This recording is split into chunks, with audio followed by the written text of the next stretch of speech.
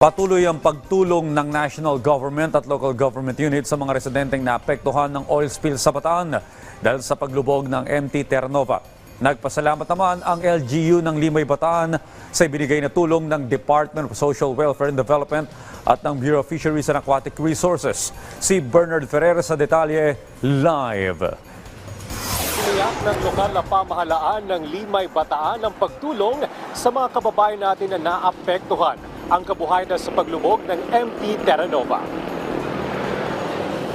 Halos 5,000 individual ang naapekto ng paglubog ng MT Terra Nova sa katubigan ng Limay Bataan.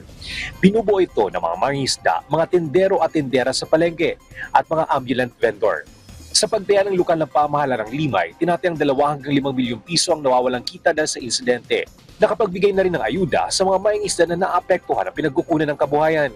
Lahat ng yung food pack, lahat ng aming mga isda ay namin nabigyan at gusto rin namin magpasalamat sa ating DSWD Secretary Gatchalian doon sa pinadala niyang goods sa amin panibago para sa aming mga isda.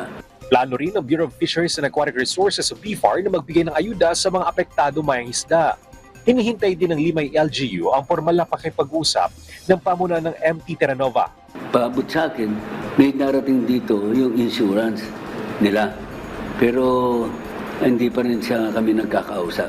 At mingi ng appointment ako naman anytime nandito lang para naantayin sila para may discuss kung anong may tutulong nila.